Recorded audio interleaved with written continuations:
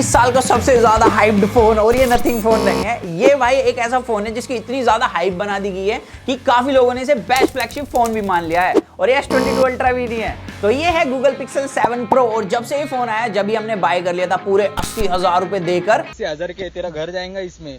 तो आज की इस वीडियो के अंदर मैं ये शेयर करूंगा कि क्यों है इस साल का सबसे ज्यादा ओवर हाइप्ड फोन।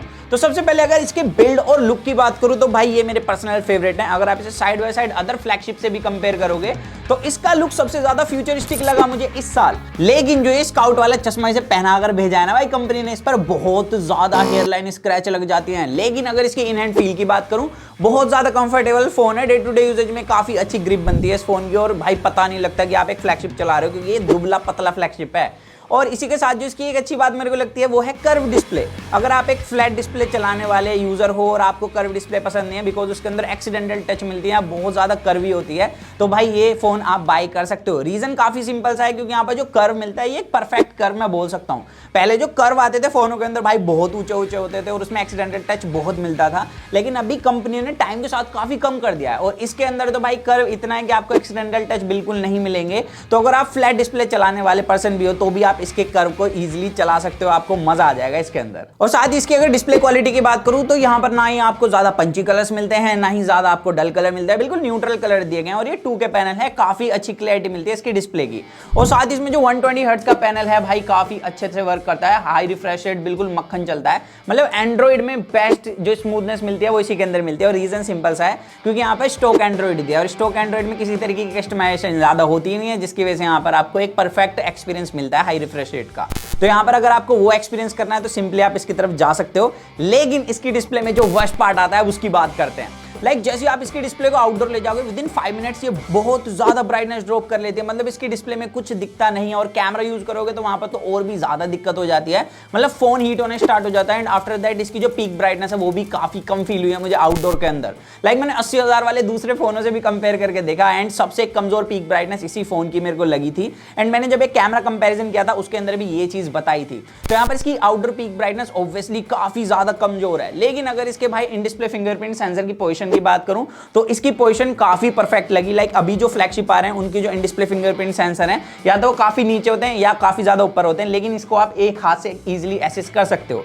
लेकिन यहीं पर इसके डिजाइन में एक वर्स्ट पार्ट भी आ जाता है, वो है इसके वॉल्यूम रोकर्स। वॉल्यूम रोकर्स जो है इनकी पोजीशनिंग काफी बेकार है। या तो इस हाथ पर होते, मतलब जो आपका लेफ्ट हैंड है उस पर होने चाहिए थे, वरना भाई कंपनी को ऊपर करने चाहिए थे। यहाँ पर क्या है कि एक तो इनका जो साइज है वो इतना है जितना कि आजकल normally company power on off button का देती है, और इसका पावर ऑन ऑफ बटन ऊपर दे दिया और वॉल्यूम रोकर नीचे दे दिया, जिसकी वजह से आप मोस्टली टाइम कंफ्यूज रहते हो। मेरे को इस फोन को यूज करते काफी टाइम हो गया, एंड उसके बाद अभी तक मैं इसका यूज टू नहीं हूं। बार बार मैं पावर ऑन ऑफ की जगह वॉल्यूम रोकर प्रेस कर देता हूं, और ये चीज काफी सारे लोगों के साथ सेम है।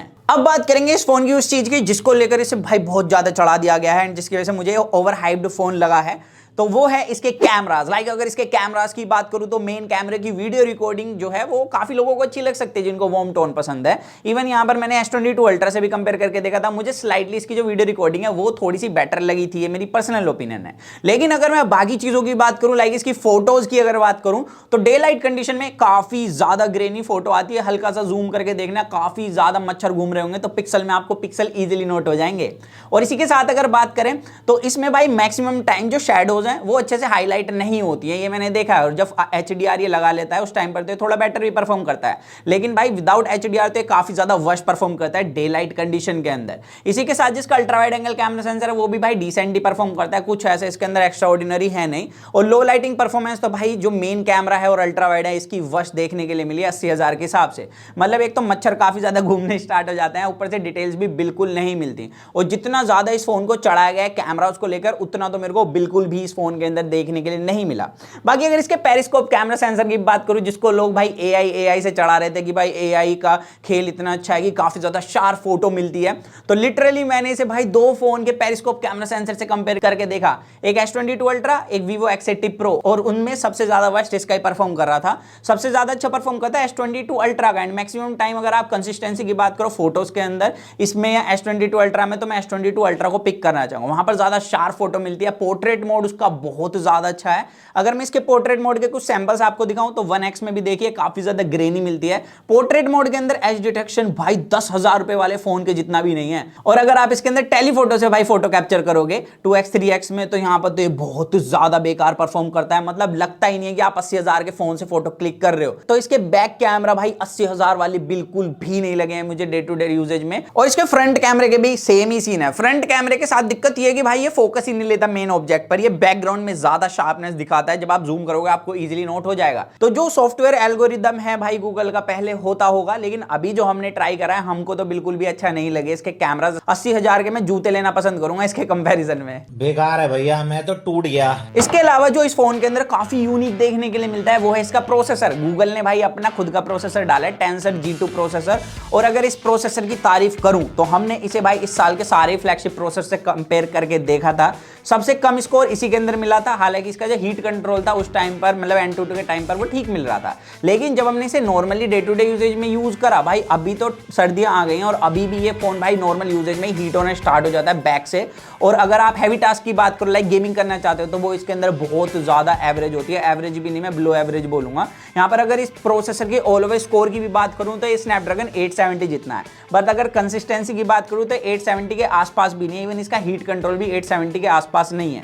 तो यहाँ पर ऑल ओवर अगर इस प्रोसेसर की बात करूं, इसकी परफॉर्मेंस की बात करूं तो यहाँ पर 80,000 वाली अगेन वो नहीं मिलती। इससे बेटर स्नैपड्रैगन 8 Gen 1 परफॉर्म करता है जो कि S22 अल्ट्रा के अंदर मिलता है। और अगर इसके प्राइस और उसके प्राइस की बात करूं तो वो अगर आपको लग रहा है कि भाई 1 लाख रुपए का फोन है पीयूष, 80,000 रुपए का फोन है, तो अभी आप अगर ऑफलाइन में ट्राई करोगे तो 85 to 80,000 रुपीज का आपको इजीली मिल जाएगा आफ्टर डिस्काउंट। यहाँ तक कि मैं S22 अल्ट्रा को भी अभी लेने के लिए नहीं कहूंगा, क्योंकि S23 ultra next month launch होने वाला है, जिसके बाद S22 अल्ट्रा का प्राइस कम होगा, तो फिर आप उसे बाय कर सकते हो।